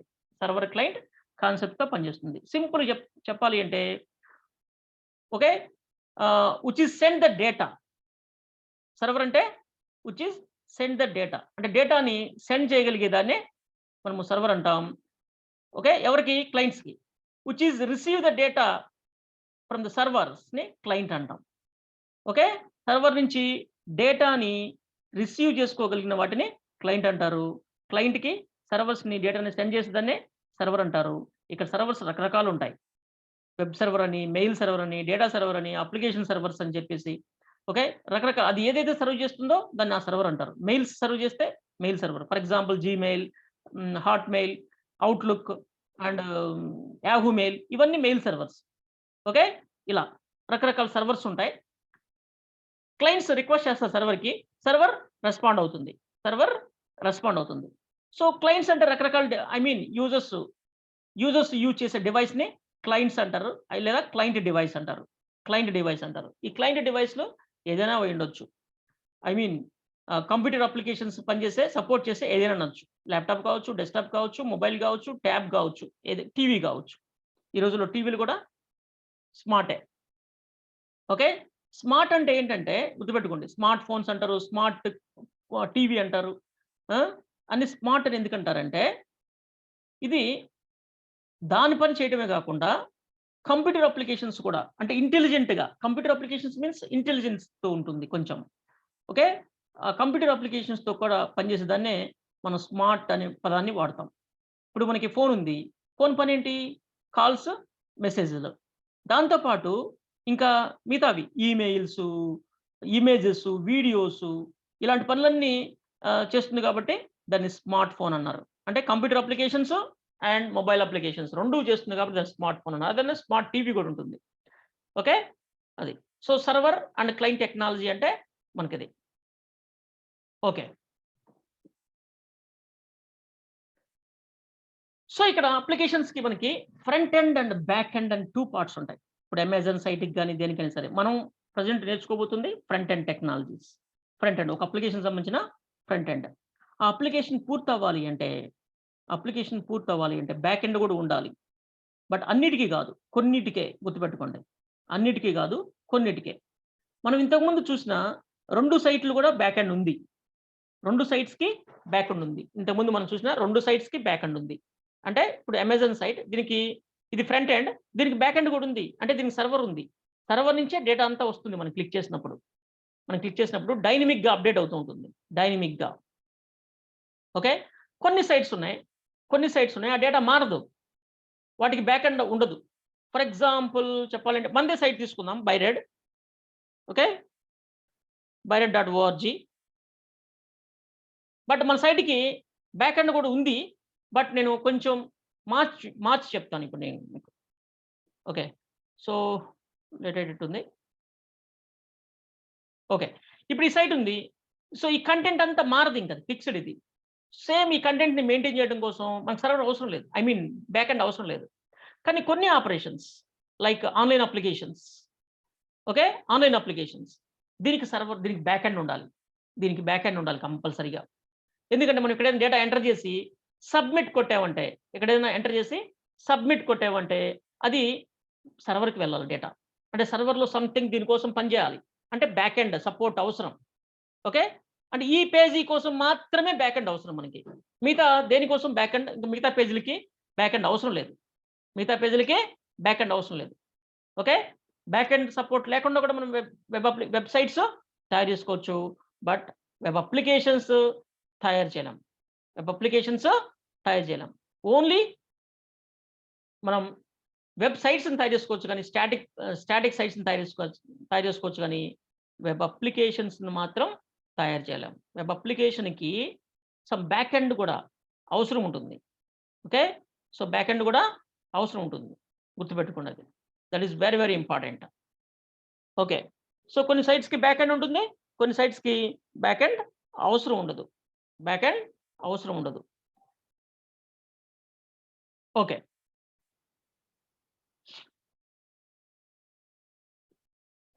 సో ఇక్కడ front end and back end ఉంది కదా! ఫ్రంట్ ఎండ్‌లో ఫ్రంట్ ఎండ్ కోసం ఏ టెక్నాలజీస్ యూజ్ చేస్తామంటే ఇక్కడ చూపించాను చూడండి. హెచ్‌టీఎంఎల్, సీఎస్ఎస్, జావాస్క్రిప్ట్ అనే 3 టెక్నాలజీస్‌ని మనం యూజ్ చేసి ఫ్రంట్ ఎండ్‌ని డిజైన్ చేస్తే ఫ్రంట్ ఎండ్‌ని డిజైన్ చేస్తే బ్యాక్ ఎండ్‌కొచ్చేసరికి వెబ్ సర్వర్స్, డేటాబేసెస్ ఉంటాయి. దాంట్లో బిజినెస్ లాజిక్ కోసం వేరే ప్రోగ్రామింగ్ లాంగ్వేజ్‌ని కూడా మనం యూజ్ చేస్తుంటాం. ఇక్కడ మీకు ఇన్ డీటెయిల్డ్‌గా నేను ఇక్కడ ఒక ఇన్ఫర్మేషన్ ఇవ్వాలనుకుంటున్నాను నేను. ఫ్రంట్ ఎండ్, అంటే యూజర్ సైడ్ ఫ్రంట్ ఎండ్. మనం ఇంతకుముందు అమెజాన్ సైట్ ఓపెన్ చేసినప్పుడు మన కంప్యూటర్‌లో ఫ్రంట్ ఎండ్ యాప్ ఓపెన్ అయింది కదా! ఓకే. బ్రౌజర్‌లో అదే మనకి ఫ్రంట్ ఎండ్ అంటే. సో ఈ ఫ్రంట్ ఎండ్ కోసం డిజైన్ కోసం ఆ ఫ్రంట్ ఎండ్ యాప్ తయారు చేయడం కోసం హెచ్‌టీఎంఎల్, సీఎస్ఎస్, జావాస్క్రిప్ట్ యూజ్ చేశారు. అయి 3 కంపల్సరీగా యూజ్ చేసే దాన్ని తయారు చేయాల్సి ఉంటుంది. అంటే ఫ్రంట్ ఎండ్‌లో ఏముంటాయి? బిగ్ స్క్రీన్స్ ఉండొచ్చు, స్మాల్ స్క్రీన్స్ ఉండొచ్చు. అంటే ఫ్రంట్ ఎండ్‌లో టీవీ ఉండొచ్చు, టీవీ లాంటి స్క్రీన్ ఉండొచ్చు, అండ్ ల్యాప్‌టాప్స్ ఉండొచ్చు, డెస్క్‌టాప్ ఉండొచ్చు, ట్యాబ్ ఉండొచ్చు, మొబైల్స్ ఉండొచ్చు. ఏదైనా ఉండొచ్చు. ఇవన్నీ ఫ్రంట్ ఎండ్ కిందకే వస్తాయి. ఓకే. సో మనం తయారు చేసే అప్లికేషను దేంట్లో ఓపెన్ చేసినా ఒకే రకమైన లుక్ ఉండేటట్టు, డిజైన్ చేంజ్ అవ్వకుండా, డిస్టర్బ్ అవ్వకుండా ఉండేటట్టు తయారు చేయాలి. అంటే రెస్పాన్సివ్ డిజైన్ అంటారు దాన్ని. స్క్రీన్‌కి తగ్గట్టు కంటెంట్‌ని మార్చుకొని, కంటెంట్ సైజ్‌ని గాని, కంటెంట్ లేఅవుట్ డిజైన్ గాని ఆటోమేటిక్‌గా మార్చుకునే విధంగా మనం డిజైన్ చేయాల్సిన అవసరం ఉంటుంది మనకి. ఓకే. అది పక్కన పెడదాం. అండ్ ఈ అప్లికేషన్‌కి అమెజాన్ సైడే చూస్తే దాని అప్లికేషన్‌కి బ్యాక్ ఎండ్ చాలా పెద్ద టీమ్ ఉంటుంది. చాలా పెద్ద సెటప్ ఉంటుంది backup. For example Amazon site చూసుకుంటే అదొక సర్వర్. ఇక్కడ మీకు కనపడుతుంది సర్వర్. ఓకే. ఈ సర్వర్‌లో మనకి వెబ్ సర్వర్ ఉంటుంది. ఐ మీన్ వెబ్ సర్వర్ కదా ఇది. ఆ వెబ్ సర్వర్‌లో మన వెబ్‌కి సంబంధించిన ఈ ఫైల్స్ అన్నీ కూడా ఒక ఫోల్డర్‌లో ఉంటే ఈ బిజినెస్ లాజిక్ రన్ చేయటం కోసం సెపరేట్ ప్రోగ్రామ్ ఉంటుంది. అది జావా గాని, పైథాన్ గాని, పీహెచ్‌పీ గాని, C sharp I mean dot net గాని ఇంకేదైనా ఏదో ఒక ప్రోగ్రామ్ ఒక ప్రోగ్రామింగ్ లాంగ్వేజ్‌ని యూజ్ చేసి సమ్ లాజిక్స్ రన్ చేస్తుంటారు. అంటే ఆ యూజర్ వాలిడేషన్ గాని, యూజర్ ఒకడు లాగిన్ అయ్యాడు. "ఏయ్! You are not my user" అని చెప్పడానికి గాని, లేదా బ్లాక్ చేసిన యూజర్ లాగిన్ అయ్యాడు. "నువ్వు బ్లాక్ అయిపోయావు. నేను లాగిన్ కానివ్వను" అని చెప్పడానికి కోసం గాని, లేదా ఇప్పుడు అమెజాన్ సైట్ తీసుకుంటే నువ్వు మీ ఊర్లో లాగిన్ అయ్యావు. బట్ ఆ ఊర్లో అన్ని ప్రొడక్ట్స్ రావనుకోండి. నువ్వేదైనా ఒక ఏసీ కావాలన్నావు. ఏసీ ఏదో ఇంపోర్టెడ్ ఏసీ ఒకటి కావాలన్నావు. ఆ ఏసీ నీ అడ్రెస్‌కి రాదనుకోండి. డెలివరీ చేయడం కుదరదనుకోండి. అప్పుడు వెంటనే చెప్తాడు. సారీ మిస్టర్, మీ ఏరియాకి ఈ ప్రొడక్ట్ డెలివరీ చేయటం వీలు కాదు అని చెప్తాడు. నాట్ డెలివరబుల్ అనే సంథింగ్ మెసేజ్. ఇలా ఇవన్నీ చెక్ చేసి, అంటే బ్రెయిన్ వర్క్ అన్నమాట ఇదంతా. అంటే ఆలోచించి చేయాల్సిన పని ఇదంతా బ్రెయిన్ వర్క్. ఆ బ్రెయిన్ వర్క్ చేయడం కోసం, అంటే సమ్ బిజినెస్ లాజిక్స్‌ని రన్ చేయడం కోసం, ఓకే, ఇక్కడ ఒక ప్రోగ్రామ్‌ని యూజ్ చేస్తారు. అమెజాన్ వాడు చెప్తాడు, ఈ ప్రొడక్ట్‌ని ఇంతవరకే డెలివరీ చేయండి. ఈ ప్రొడక్ట్స్‌ని ఈ ఏరియా మాత్రమే డెలివరీ చేయండి. ఈ ప్రొడక్ట్‌ని ఇంతకు అమ్మండి. ఈ ప్రొడక్ట్ మీద ఇంత డిస్కస్ చేయండి. ఇవన్నీ బిజినెస్ మన్ సెట్ చేస్తాడు. దాన్ని బిజినెస్ లాజిక్స్ అంటారు. ఓకే. ఆ బిజినెస్ లాజిక్ వేరు, రెగ్యులర్ ఫార్ములాస్ వేరు. ఓకే. బిజినెస్ మెన్ వాడిష్టం అన్నమాట. రూపాయి దాన్ని రూ. 100 కూడా అమ్మొచ్చు. అది వాడిష్టం అది. రూపాయి దాన్ని పావలాకి అమ్మొచ్చు. అది వాడిష్టం. ఎంత డిస్కౌంట్ అయినా ఇవ్వచ్చు. రేట్లు పెంచుకోవచ్చు. అదంతా వాడిష్టం అది. ఓకే. సో, అలాంటి బిజినెస్ అన్నీ రన్ చేయడానికి ఒక ప్రోగ్రామ్ ఉంటుంది. ఓకే. ఆ ప్రోగ్రామ్ ఏదైనా ప్రోగ్రామింగ్ లాంగ్వేజ్ ఒకటుంటుంది. ఆఫ్‌కోర్స్ ఈ లిస్ట్‌లో జావా స్క్రిప్ట్ కూడా పెట్టుకోవచ్చు మనం ఈ రోజుల్లో. అండ్ ఇది ఒక యూజర్ లాగిన్ అయినప్పుడు, ఆ యూజర్ కరెక్ట్ యూజరా కాదని చెక్ చేయాలి అంటే డేటాబేస్‌కెళ్ళాలి కదా! యూజర్స్ డేటా అంతా డేటాబేస్‌లో ఉండాలి కదా! డేటా మొత్తం ఆ ప్రొడక్ట్స్ డీటెయిల్స్ గాని, ఈ కస్టమర్స్ గాని, ఐ మీన్ ఆ యూజర్స్, వాళ్ళ రీసెంట్ ఆర్డర్స్, ఇవన్నీ కూడా డేటా మెయింటైన్ చేస్తాడు టేబుల్స్‌లో. డేటాబేస్‌లో ఇలా టేబుల్స్‌లో డేటా పెట్టేసి ఉంచుతాడు. ఈ డేటాబేస్ అంటే ఒరాకిల్ కావచ్చు, ఎస్‌క్యూఎల్ సర్వర్ కావచ్చు, మైఎస్‌క్యూఎల్ కావచ్చు, చిన్నదైతే చిన్నది ఎంఎస్ యాక్సెస్ కావచ్చు, ఏదైనా కావచ్చు. ఎన్నో ఇక్కడ పాపులర్ 4 పెట్టాను అంతే. ఏదైనా కావచ్చు. డేటాబేస్ ఉండాలి. ఆ డేటాబేస్‌తో కమ్యూనికేట్ అయ్యి ఇది పనిచేస్తూ ఉంటుందనమాట. అంటే బ్యాక్‌గ్రౌండ్‌లో ఇంత టీమ్ కలిసి వర్క్ చేస్తుంటే ఫ్రంట్ ఎండ్ పనిచేస్తుంటుంది. ఫ్రంట్ ఎండ్ పనిచేస్తుంటుంది. గుర్తుపెట్టుకోండి. ఒక అప్లికేషన్‌కి ఇంత హంగామా ఉంటుంది. ఒక అప్లికేషన్‌కి. అమెజాన్ లాంటి అప్లికేషన్ కావచ్చు, చిన్న బ్యాక్ ఎండ్ అవసరమయ్యే ఏ అప్లికేషన్‌కైనా, చిన్నదైనా, పెద్దదైనా, ఏదైనా సరే హంగామా ఉంటుంది. పెద్ద అమెజాన్ లాంటి సైట్ అనుకోండి, ఈ సర్వర్ ఉంది కదా! పెద్దదుంటుంది. ఒక ఊరంతుంటుంది. చాలా పెద్దదుంటుంది. చిన్న సర్వర్ అనుకోండి, ఒక రూమ్‌లో ఒక మూలన ఒక సీపీ పెట్టుంటారు. ఇట్లా. అంతే తప్ప ఈ అరేంజ్‌మెంట్స్ అయితే ఉండాలి. ఈ అరేంజ్‌మెంట్స్ అయితే ఉండాలి. ఇది బ్యాక్ ఎండ్ పార్ట్. ఇది front end. Front end and back end అంటే అర్థమైందనుకున్నాను. ఈ front end and back end ఎలా కనెక్ట్ అవుతాయంటే త్రూ ఇంటర్నెట్ కావచ్చు, త్రూ ఇంట్రానెట్ కావచ్చు. ఇంట్రానెట్ అంటే మన ఓన్ నెట్వర్క్. ఇంటర్నెట్ అంటే ఇందాక చెప్పా కదా! Public network. ఎలాగైనా కనెక్ట్ అవ్వచ్చు. ఓకే. ఇంటర్నెట్ అంటే పబ్లిక్. ఇంట్రానెట్ అంటే ప్రైవేట్. నీ సొంతగా 2 కంప్యూటర్లకో, 10 కంప్యూటర్లకో, 2000 కంప్యూటర్లకో కనెక్ట్ చేసుకుంటావు కదా! అది ఇంట్రానెట్. ఓకే. అట్లా. ఇది మనకి ఒక అప్లికేషన్‌కి సంబంధించిన మొత్తం మెకానిజం. దీంట్లో మనం డిజైన్ చేయబోయేది front end. But this is very, very important. Back end ఎంత పెద్ద హంగామా ఉన్నా ఫ్రంట్ లుక్ అనేది ఇంపార్టెంట్ అప్లికేషన్‌కి. బిజినెస్ అయ్యేది ఫ్రంట్‌లోనే. Front office important. Front end important. దేనికైనా సరే. ఓకే. అది. అది ఇప్పుడు అమెజాన్ సైట్‌లో ఐటెమ్స్‌ని సరిగ్గా ఎతుక్కోగలగాలి. కస్టమర్స్‌కి ఈజీగా ఉండాలి. నావిగేషన్ ఈజీగా ఉండాలి. సెర్చింగ్ ఈజీగా ఉండాలి. ఓకే. కంటెంట్ రీడింగ్ అనేది రీడబుల్‌గా ఉండాలి. లేఅవుట్ డిజైన్ బాగుండాలి. ఇవన్నీ డిజైనర్సే చేసే పని. ఓకే. సో, నెక్స్ట్ ఇక మీరిందాక అడుగుతున్న డౌట్. ఇంతకుముందు ఎవరో అడుగుతున్నారు.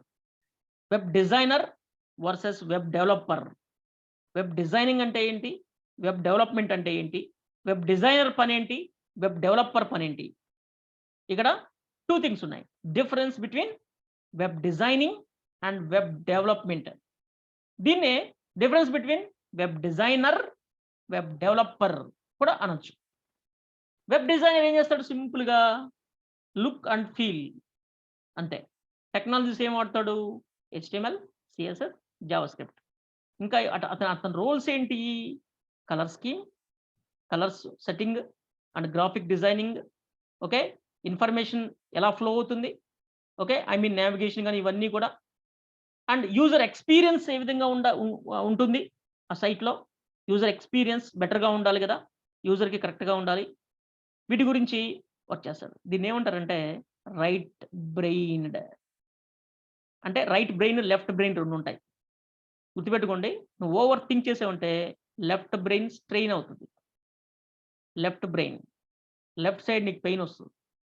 Left side పెయినొస్తది. ఊరక కూర్చొని, పనుకొని ఆలోచిస్తాను కూర్చున్నావనుకో పని చేయకుండా. నీకు లెఫ్ట్ సైడ్ బ్రెయిన్ ఇదవుతుంది. అంటే థింకింగ్ ప్రాసెస్ అంతా లెఫ్ట్ ఉంటే క్రియేటివిటీ అంతా రైట్ ఉంటుంది. Okay. Creativity, imagination, innovation. Okay. So ఇవన్నీ మనకి రైట్ బ్రెయిన్ వర్క్ అంటారు. ఇదంతా ఈ వెబ్ డిజైనర్ వర్క్. ఓకే. ఒక కస్టమర్, ఈ ఏరియా కస్టమర్ అతని మెంటాలిటీ ఏంటి అనేది సైకలాజికల్‌గా ఆలోచించి దాని ప్రకారం డిజైన్ చేయాలి. దాని ప్రకారం కంటెంట్‌ని ప్లేస్ చేయాలి. దాని ప్రకారం కలర్స్‌ని సెలెక్ట్ చేసుకోవాలి. ఓకే. అండ్ నావిగేషన్ అనేది కూడా ఇంపార్టెంట్ ఇక్కడ. Content data flow. Data flow. Screen మీద కనిపించేటప్పుడు ఒక డేటా ఏ డేటా కనిపించాలి, దాని రిలేటెడ్ డేటా గాని ఇలాంటి ఇవన్నీ కూడా మనకి designers work. Okay. Web developers, internal architecture అంటే వెబ్ డిజైనర్ పనితో పాటు గుర్తుపెట్టుకోండి ఇక్కడ. వెబ్ డిజైనర్ పనితో పాటు అంటే హెచ్టీఎంఎల్, సిఎస్ఎస్, జావాస్క్రిప్ట్ కూడా ఇతనికి తెలియాలి. డిజైనింగ్ కూడా అతనికి తెలియాలి. దాంతో పాటు ఇంటర్నల్ ఆర్కిటెక్చర్ ఇందాక బ్యాక్ ఎండ్ వర్క్ అని చెప్పాను కదా! దానికి సంబంధించి మెయిన్‌గా ఇతను వాటితో పాటు నేర్చుకోవాల్సిన technologies Java, C plus plus కానీ, డాట్ నెట్ కానీ, ఇంకా వేరే అదర్ పీహెచ్‌పీ గానీ, ఇంకా అదర్ వేరే programming language. Focus on user interface చెప్పాను కదా! యూజర్ ఇంటర్ఫేస్ మీద కూడా ఫోకస్ చేయాలి. I mean HTML and CSS and JavaScript గురించి కూడా అతను తెలుసుకోవాలి. Okay. Develops interfaces with codes of programming. మొత్తం టోటల్‌గా front end and back end 2 కూడా డెవలపర్ వర్కే. లెఫ్ట్ బ్రెయిన్ వర్క్ అంటారు దీన్ని. ఏమంటారు? Left brain work. Technical, logical and thinker. ఇది డెవలపర్ వర్క్. అంటే బిజినెస్ లాజిక్స్ రాయటం కానివ్వండి. ఓకే. ఆ డిజైన్ ఎలా చేయాలి? దాని ఇంటర్నల్ ఆర్కిటెక్చర్ అనేది ఏ విధంగా ఉండాలి? ఓకే. ఇవన్నీ కూడా ఈ వెబ్ డెవలపర్ వర్క్ ఉంటుంది. ఓకే. అంటే వెబ్ డెవలపర్ అంటే కొంచెం brain work, I mean left brain work కలిగి ఉండాలి. అంటే లాజికల్‌గా ఆలోచించగలగాలి అండ్ క్రియేటివిటీ కూడా ఉండాలి అట్ ది సేమ్ టైమ్. అంటే యూజర్ ఇంటర్ఫేస్ మీద ఫోకస్ ఉండాలి అండ్ మెయిన్‌గా brain work, I mean back end work కూడా అతను చేయాలి. వీళ్ళని మనం వెబ్ డెవలపర్స్ అంటారు. వెబ్ డెవలపర్స్ అంటారు. ఓకే. సో మన course present web designer work. Web designer work.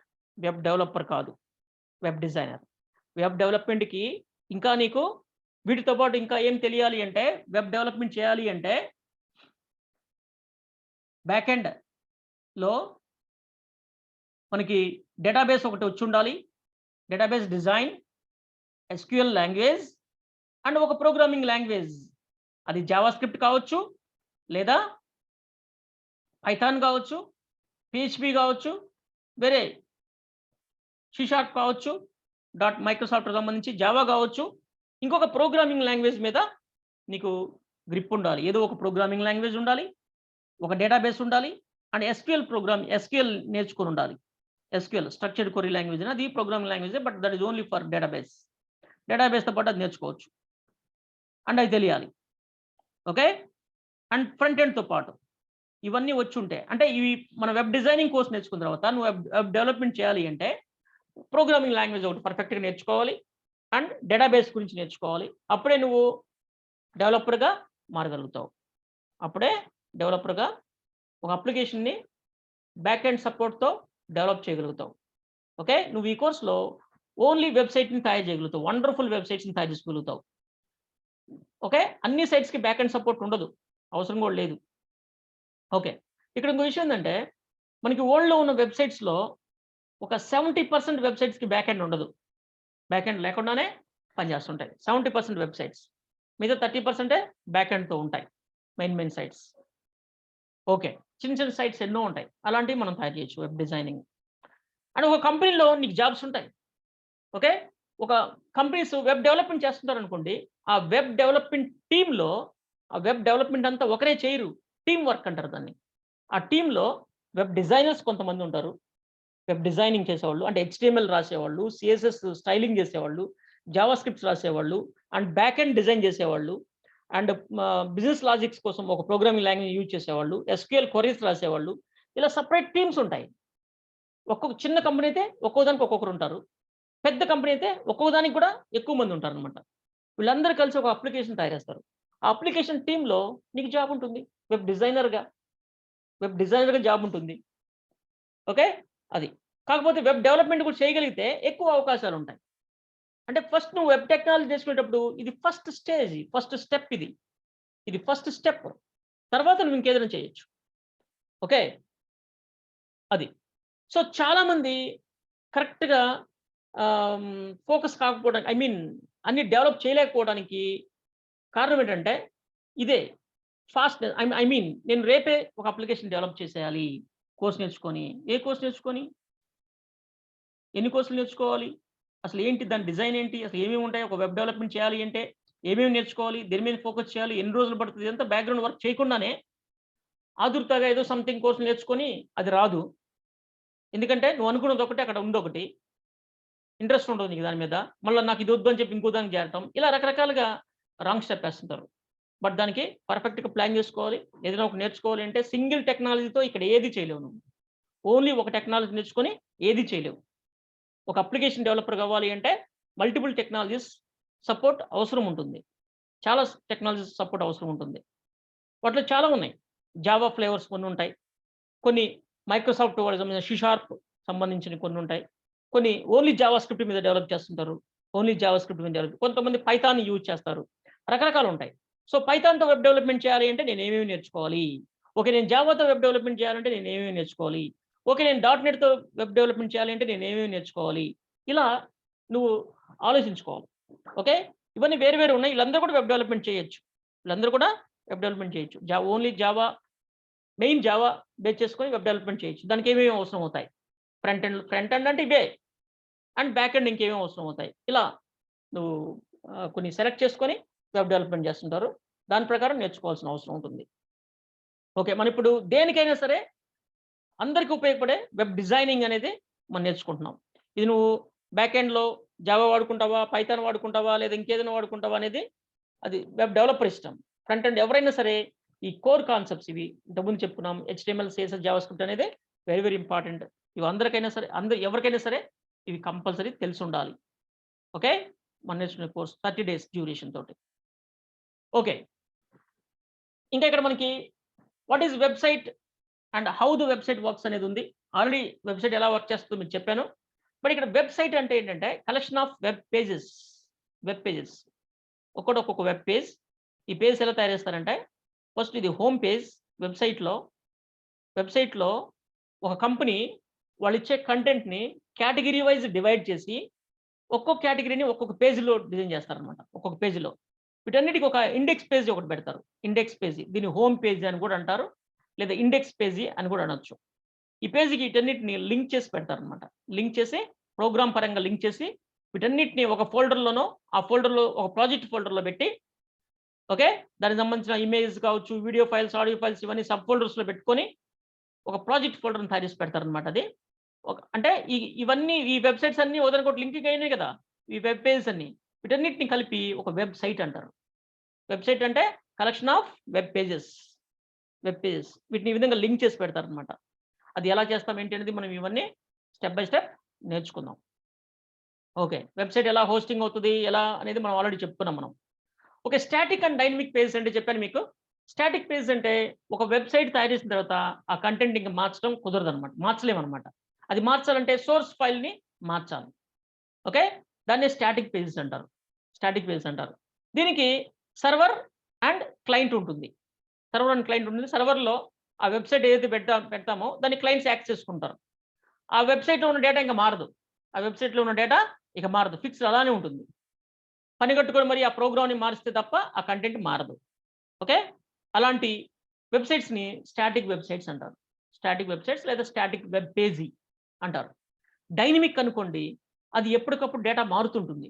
ఎప్పటికప్పుడు డేటా మారుతుంటుంది. లైక్ న్యూస్ ఛానెల్స్ కావచ్చు, న్యూస్ వెబ్‌సైట్స్ కావచ్చు, లేదా ఇప్పుడు అమెజాన్ సైట్ కావచ్చు, నెట్ బ్యాంకింగ్ కావచ్చు. దీంట్లో కంటెంట్ ఏది ఫిక్స్‌డ్‌గా ఉండదు. చేంజ్ అవుతుంటుంది. దీనికి డేటాబేస్ సపోర్ట్ ఉంటుంది. దీనికి డేటాబేస్ సపోర్ట్ ఉంటుంది. ఈ డేటాబేస్‌లో డేటా మారుతూ ఉంటుంది. ఆ మారిన డేటా క్లయింట్‌కి వెళ్తూ ఉంటుంది. క్లయింట్ యాక్సెస్ చేసినప్పుడు ఒక site for example Amazon site access చేసాడనుకోండి. ఇంతకు ముందు ఉన్నట్టు ఈ సైట్ ఇప్పుడు ఉండదనమాట. ఓకే. మార్నింగ్ ఉన్నట్టు ఈవినింగ్ ఉండదు. ఓకే. అది చేంజ్ అవుతూ ఉంటుంది. కంటెంట్ ఎప్పటికప్పుడు మారుస్తూ ఉంటారు. అంటే డేటాబేస్‌లో కంటెంట్ ఉంటుంది. ఆ కంటెంట్‌ని మనకి క్లయింట్స్ యాక్సెస్ చేస్తా ఉంటారు. బట్ డేటాబేస్‌లో ఉన్న కంటెంట్ మారిపోతూ ఉంటుంది. ఎలా మారుతూ ఉంటుంది? అది ఆటోమేటిక్‌గా సెన్సస్‌తో మార్చొచ్చు డేటాని. లైక్ వెదర్ రిపోర్ట్ అలాంటివి. లేదా కొంతమంది ఆపరేటర్స్ ఆ డేటాని చేంజ్ చేస్తూ ఉండొచ్చు. డేటా ఎంట్రీ ఆపరేటర్స్ అలాంటి వాళ్ళు డేటా చేంజ్ చేస్తూ ఉండొచ్చు. ఎలాగైనా సరే డేటాని అప్డేట్ చేస్తూ ఉంటే, ఆ అప్డేటెడ్ డేటా ఎప్పటికప్పుడు లేటెస్ట్ డేటా యూజర్స్‌కెళ్తూ ఉంటుంది. అలాంటి వెబ్‌సైట్స్‌ని ఏమంటారంటే డైనమిక్ సైట్స్ అంటారు. అలాంటి సైట్స్‌ని డైనమిక్ సైట్స్ అంటారు. ఓకే. దానికి బ్యాక్ ఎండ్ సపోర్ట్ ఉంటుంది. బ్యాక్ ఎండ్ డేటా ప్రకారం ఫ్రంట్ ఎండ్‌లో డేటా అనేది చేంజ్ అవుతూ ఉంటుంది. అలాంటి వాటిని మనం డైనమిక్ సైట్స్ అంటారు. ఈ డైనమిక్ సైట్స్‌లో డేటా ఎప్పటికప్పుడు మనం మార్చుకుంటూ ఉండొచ్చు. బట్ స్టాటిక్ పేజ్‌లో డేటా మారదు. ఫిక్స్‌డ్ అలానే ఉంటుంది. అలాంటి వెబ్‌సైట్స్‌ని స్టాటిక్ పేజెస్ అంటారు. స్టాటిక్ వెబ్‌సైట్స్ అంటారు. ఇలాంటి వాటిని dynamic web page or dynamic websites. Okay. అది స్టాటిక్ అండ్ డైనమిక్ అంటే. ఓకే. సో, వెబ్ డిజైనింగ్ గురించి ఆల్రెడీ మనం డిస్కస్ చేసాం. ఏమేం టెక్నాలజీ వాడతారు ఏంటనేది job roles, writing and editing కంటెంట్‌ని రైట్ చేయటం లేదా ఆల్రెడీ ఉన్నదాన్ని మార్చటం మన పని. And designing web page layouts, determining technical requirements దానికి సంబంధించి అప్డేటింగ్ వెబ్‌సైట్స్ ఎప్పటికప్పుడు అప్డేట్ చేయటం అండ్ క్రియేటింగ్ బ్యాకప్ ఫైల్స్. సేఫ్‌గా డేటాని బ్యాకప్ తీసుకుంటాం. ఇవన్నీ కంపెనీలో web designers job role. Web designers job roles ఉంటాయి. ఓకే. వీటి గురించి నెక్స్ట్ ఇంకా మనం డిస్కస్ చేద్దాం. అండ్ డొమైన్ అండ్ హోస్టింగ్ గురించి కూడా నేను మీకు చెప్పాను మీకు. డొమైనింగ్ అండ్ హోస్టింగ్ అంటే డొమైన్ అంటే ఒక నేమ్‌ని మనం రిజిస్టర్ చేసుకుంటాం. నేమ్‌ని రిజిస్టర్ చేసుకుంటాం. ఓకే. హోస్టింగ్ అంటే మన వెబ్‌సైట్‌ని ఇంటర్నెట్‌లో పనిచేసే విధంగా వెబ్ సర్వర్‌లో కాన్ఫిగ్ చేయడాన్ని వెబ్ హోస్టింగ్ అంటారు. ఓకే. దీని గురించి ఆల్రెడీ మనం డిస్కస్ చేసాం. ఇప్పుడు డొమైన్ గురించి చూద్దాం ఒకసారి. సో, డొమైన్ రిజిస్ట్రేషన్ టైమ్‌లో సమ్ ప్రాసెస్ ఉంటుంది. మీకు ఏ డొమైన్‌లో కావాలి అని అడుగుతారు. ఇక్కడ డొమైన్స్ ఉన్నాయి చూడండి. దీన్ని టాప్ లెవెల్ డొమైన్ అంటారు. I mean root. This is root అన్నమాట. డాట్ అంటారు దాన్ని. డాట్ మనకు కనపడదు. ఇవి టాప్ లెవెల్ డొమైన్స్. అంటే .com, .org, .gov, .in, .net ఇలా చాలా ఉంటాయి. నేను ఓన్లీ 2 పెట్టాను ఇక్కడ. Top level domains. ఇది రూట్ ఇది. ఇది టాప్ లెవెల్ డొమైన్స్. ఈ టాప్ లెవెల్ డొమైన్స్ చాలా ఉంటాయి. ఈ టాప్ లెవెల్ డొమైన్‌లో నీకు .comలో కావాలా, .orgలో కావాలా, .eduలో కావాలా, .netలో కావాలా ఇలా ఆప్షన్స్ ఉంటాయి. నువ్వు దేంట్లో కావాలంటే దాంట్లో రిజిస్టర్ చేసుకోవచ్చు. ఓకే. మనం ఫర్ ఎగ్జాంపుల్ బైరెడ్ అనేది ఉంది. బైరెడ్ అనేది .orgలో బైరెడ్ అనేది రిజిస్టర్ అయింది. ఎందుకంటే ఇది ఒక ఆర్గనైజేషన్. ఇది సోషల్ సర్వీస్ చేసే ఒక ఆర్గనైజేషన్. అందుకని చెప్పేసి ఓఆర్‌జిలో చేయడం. కమర్షియల్ అనుకోని .comలో చేస్తారు. అలానే రూల్ ఏం లేదు. అలానే చేయాలని రూల్ ఏం లేదు. జస్ట్ మీనింగ్ అలా వస్తుందన్నమాట. అండ్ గవర్నమెంట్ సైట్స్ అన్నీ .govలోనే ఉంటాయి. అదర్స్‌కి రిజిస్ట్రేషన్ చేయరు దాంట్లో. .govలో నువ్వేదైనా ఒక సైట్‌ని రిజిస్టర్ చేయాలి అంటే దానికి చాలా ప్రాసెస్ ఉంటుంది. ఎందుకంటే అది గవర్నమెంట్ సైట్స్ కాబట్టి ఎవరికంటే వాళ్ళకి రిజిస్ట్రేషన్ ఇవ్వరు. గవర్నమెంట్ ఆర్గనైజేషన్స్‌కి మాత్రమే ఇస్తారు. ఓకే. అట్లా రూల్స్ ఉంటాయి. అండ్ మిగతా వాటిలో .in అలాంటి వాటిలో రిస్ట్రిక్షన్స్ ఏమి ఉండవు. మనం చేసుకోవచ్చు. .in అంటే ఓన్లీ ఇండియన్ సర్వర్ అది. బట్ వరల్డ్ వైడ్ యాక్సెస్ చేయొచ్చు. But server Indian server. ఇట్లా ఉంటాయన్నమాట. ఇవన్నీ top level domains .com, .org ఇలా ఉంటాయి. వాటిల్లో మనం నేమ్‌ని రిజిస్టర్ చేసుకుంటాం బైరెడ్ అని. దాని కింద ఏమైనా సబ్ డొమైన్స్ చేసుకోవాల్సొస్తే చూడండి ఇక్కడ బైరెడ్.org రిజిస్టర్ చేసాం. news.byred.org ఒకటి పెట్టాలనుకున్నాం అనుకోండి. దానికి రిజిస్ట్రేషన్ అవసరం లేదు. ఎందుకంటే ఫస్ట్ లెవెల్ డొమైన్ మనం చేసుకున్నాం కాబట్టి ఇది ఫస్ట్ లెవెల్, ఇది టాప్ లెవెల్, ఇది ఫస్ట్ లెవెల్. సో, చేస్తున్నాం కాబట్టి మనము. సో, దాని కింద సబ్ డొమైన్స్ మన ఇష్టం. ఏదైనా చేసుకోవచ్చు. అండ్ ఇంకొకటి ఈ ఓఆర్‌జిలో బైరెడ్ ఉంది కదా! మన .comలో కూడా మనం బైరెడ్ పెట్టుకోవచ్చు. No problem. బట్ ఓఆర్‌జిలో ఇంకొక బైరెడ్ నేమ్ రిజిస్టర్ చేయరు. .comలో చేసుకోవచ్చు. ఇంకా వేరే దాంట్లో చేసుకోవచ్చు. అట్లా. ఇది డొమైన్ నేమ్ సిస్టమ్ ఇది. ఇలా ఉంటుంది. ఓకే. అది స్టార్టింగ్ ప్రోటోకాల్ హెచ్‌టిటిపిఎస్. హెచ్‌టిటిపి అంటే హైపర్ టెక్స్ట్ ట్రాన్స్‌ఫర్ ప్రోటోకాల్ అంటాం. ట్రాన్స్మిషన్ ప్రోటోకాల్ అంటాం. Yes means security. Third party security. దానికి థర్డ్ పార్టీ సెక్యూరిటీస్ ఏజెన్సీస్ ఉంటాయి. నువ్వు వాళ్ళకి గనుక ఇయర్లీ పేమెంట్ చేస్తే నీకు థర్డ్ పార్టీ సెక్యూరిటీ ప్రొవైడ్ చేస్తారు. అంటే మన ఆఫీస్‌కి సెక్యూరిటీ గార్డ్ పెట్టుకుంటాం చూడండి. సెక్యూరిటీ ఏజెన్సీ నుంచి అలాగనమాట. ఎస్ అనేది యాడ్ చేస్తే సెక్యూరిటీ సపోర్ట్ ఉంటుంది. అంటే మన సైట్ హ్యాకింగ్ గాకుండా కాపాడుతారు వాళ్ళు. ఓకే. కాపాడుతుంటారు. దానికి ఇయర్లీ ఇంతని చార్జెస్ ఉంటాయి. ఓకే. ఓన్లీ హెచ్‌టిటిపి అని ఉంటే నార్మల్ ప్రోటోకాల్. సెక్యూరిటీ అనేది ఈ మధ్య వచ్చింది అంతే లేటెస్ట్‌గా. ఓకే. అది మనకి సో, డియర్ స్టూడెంట్స్ చాలు ఈ రోజుకి. జస్ట్ మనం ఇంట్రడక్షన్ ఇచ్చుకున్నాం. దాని గురించి ఆహ్, వెబ్ డిజైనింగ్ గురించి ఇంట్రడక్షన్ తెలుసుకున్నాం మనం ఈరోజు. రేపటి నుంచి మనం క్లాస్ స్టార్ట్ చేసుకుందాం.